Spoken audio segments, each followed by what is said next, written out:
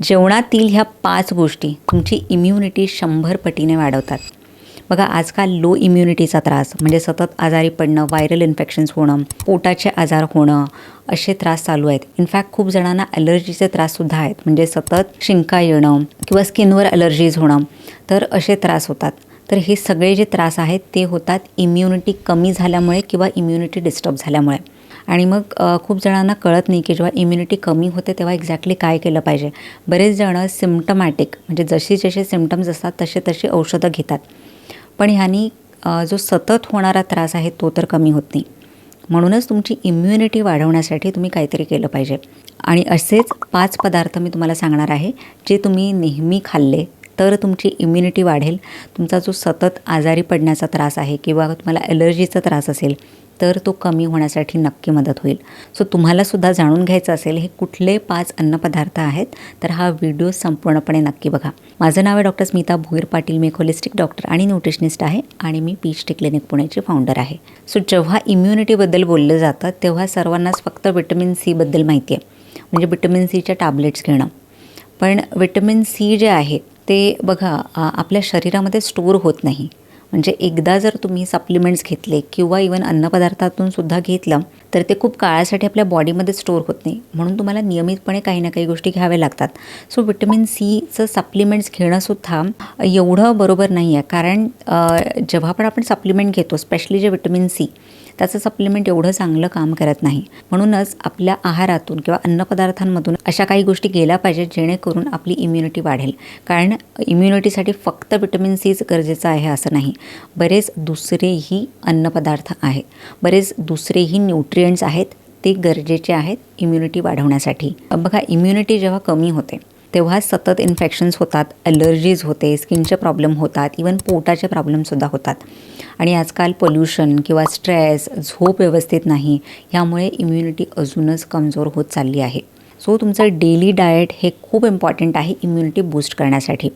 So हे एक एक करून मी तुम्हाला पदार्थ सांगते, ते तुम्ही तुमच्या आहारामध्ये नियमितपणे ॲड करा. पहिलं जे आहे ते म्हणजे हळद आणि काळं मिरी.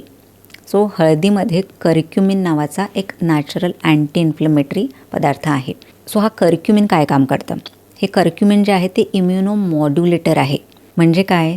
तर तुमच्या शरीराला, तुमच्या बॉडीला जे काही इन्फेक्शन, ॲलर्जीज होतात त्याला फाईट करण्यासाठी मदत करते.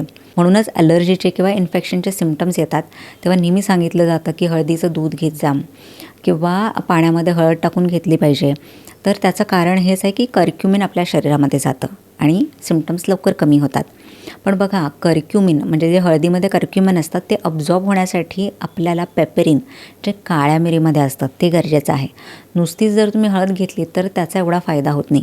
पण तुम्ही हळदीबरोबर काळं मिरी घेतलं तर त्याचा अगदी 2000 पटीने फायदा होतो. म्हणजे 2000 पटीने त्याचं अब्झॉर्प्शन वाढतं. म्हणूनच तुमची इम्युनिटी वाढवण्यासाठी तुम्ही नियमितपणे हळद आणि काळं मिरीचं पाणी घ्या. सो 1 ग्लास कोमट पाण्यामध्ये तुम्ही अर्धा चमचा हळद आणि चिमूटभर काळी मिरी टाकायचं आहे. आणि त्यामध्ये अगदी चवीनुसार तुम्ही सॉल्ट किंवा लेमनसुद्धा टाकू शकता. आणि हे तुम्हाला रेग्युलरली प्यायचं आहे. सो जेव्हा तुम्हाला सिम्प्टम्स असतात तेव्हा तर तुम्ही नियमितपणे घेतलंच पाहिजे, पण अदरवाईज तुम्ही आठवड्यातून 2 ते 3 वेळा हे घेऊ शकता. दुसरा जो पदार्थ आहे ते म्हणजे आवळा. तुम्हाला माहिती आहे का, आवळ्यामध्ये सर्वाधिक विटॅमिन सी आहे. म्हणजे जे पण आपण सिट्रस फ्रूट्स म्हणजे ऑरेंज जे आहे त्यापेक्षा जवळजवळ 20 पटीपेक्षा जास्त विटॅमिन सी हे आवळ्यामध्ये असतं. आणि आवळ्याची एक चांगली गोष्ट म्हणजे हे हीट स्टेबल आहे. तुम्ही विटॅमिन सीबद्दल ऐकलंच असेल की जेव्हा पण हे उष्णतेच्या संपर्कात येतं तेव्हा त्यातलं विटॅमिन सी नाहीसं होतं. म्हणून आवळा जर तुम्ही घेतला तर ह्यातलं कसं विटॅमिन सी लवकर नाहीसं होत नाही. म्हणून आपण आवळ्याच्या कँडीज बनवून खातो किंवा तुम्ही ऐकलं असेल आधी आवळा सुपारी, म्हणजे आवळ्याला ड्राय करूनसुद्धा काही लोक खात होते. तर ह्याचं कारण हे की तुम्ही त्याला सुकवून किंवा त्याची कँडी बनवून जरी खाल्ली तरी त्यामध्ये विटॅमिन सी असतं. पण जेवढा तुम्ही फ्रेश आवळा घेतात तेवढं जास्त विटॅमिन सी मिळतं. सो आवळा बघा हे इवन लिव्हरला डिटॉक्ससुद्धा करतं. त्यानंतर विटॅमिन सी हे एक अँटीऑक्सिडंटसुद्धा आहे, त्यामुळे ब्लडला प्युरिफाय करतं. आणि त्यासोबतच विटॅमिन सी असल्यामुळे इम्युनिटीसुद्धा वाढवतं. म्हणजे स्पेशली इम्युनिटीचं जे फाउंडेशन आहे ते स्ट्रॉंग करतं आणि तुमची सतत जी आजारी पडण्याची टेंडन्सी असते ती कमी होते. म्हणून तुम्ही नियमितपणे आवळा घेतला गेला पाहिजे. त्यानंतर चौथं जे आहे ते म्हणजे लसूण. लसणामध्ये ॲलिसिन नावाचा कंपाऊंड असतो आणि ॲलिसिन हे नॅचरल अँटीबायोटिक आहे, अँटीव्हायरल आहे, अँटीफंगल आहे आणि अँटी इन्फ्लेमेटरीसुद्धा आहे. रिसर्च हे दाखवतं की दररोज तुम्ही कच्चा लसूण खाल्ला तर तुम्हाला इन्फेक्शन्स कमी होतात, तुमची रिकव्हरी जी आहे तीसुद्धा फास्ट होते. सो तुम्ही दररोज एक लसणाची पाकळी ही चावून खाल्ली पाहिजे.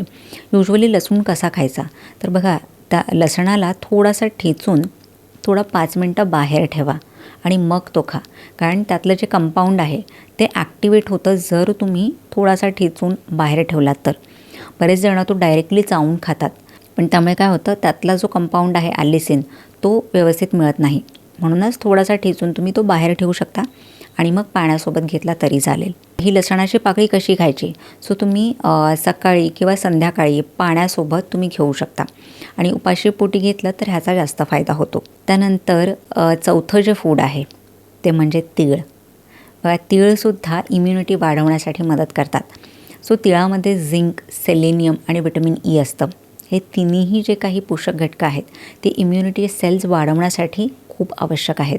बघा, झिंक कमी असेल तर जे काही व्हाईट ब्लड सेल्स आहेत ज्याला WBC म्हणतात त्या कमी होतात आणि त्यामुळेच इम्युनिटी जी आहे ती कमजोर होते, म्हणजे इन्फेक्शनला फाईट करू शकत नाही. आणि झिंकचं चांगलं सोर्स हे तीळ आहे, त्यामुळे तुम्ही तीळ जर रेग्युलरली घेतलं त्यातून तुम्हाला झिंक मिळून जाईल. आणि सेलेनियम आणि व्हिटॅमिन ई हे दोन्हीसुद्धा तेवढेच इम्पॉर्टंट आहेत इम्युनिटी वाढवण्यासाठी. सो तुम्ही काय करा, 1 चमचा तीळ तुमच्या भाजीवर किंवा जो काही तुम्ही ब्रेकफास्ट करता त्याच्यावर किंवा दह्यामध्ये टाकून तुम्ही खाऊ शकता. त्यानंतर 5वा जो पदार्थ आहे ते म्हणजे दही किंवा ताक. सो दही आणि ताक कसं मदत करतं तर बघा, आपलं पोट जे आहे म्हणजे आपला गट आहे त्यामध्ये 70% आपली इम्युनिटी बिल्ड होत असते. म्हणूनच गट हेल्थसुद्धा तेवढंच इम्पॉर्टंट आहे. सो तुम्हाला गट हेल्थ व्यवस्थित ठेवण्यासाठी प्रोबायोटिक्स घेणं गरजेचं आहे आणि अगदी इझिली अवेलेबल असलेलं प्रोबायोटिक म्हणजे दही.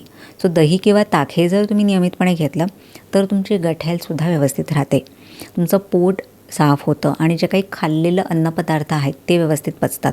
दररोज जेवणातून जेव्हा तुम्ही दही किंवा ताक घेता तेव्हा गट बॅक्टेरिया म्हणजे जे काही चांगले बॅक्टेरिया असतात पोटामध्ये ते वाढतात आणि त्यामुळे इम्युनिटीसुद्धा मजबूत होते. सो नियमितपणे तुम्ही दही किंवा ताक घेऊ शकता. सो ह्यामधले कुठले कुठले पदार्थ तुम्ही नियमितपणे घेता हे मला कमेंट सेक्शनमध्ये सांगा. आणि हा व्हिडिओ जर तुम्हाला इन्फॉर्मेटिव्ह वाटला असेल तर तुम्ही तुमच्या फ्रेंड्स, फॅमिली मेंबर्ससोबतसुद्धा नक्की शेअर करा.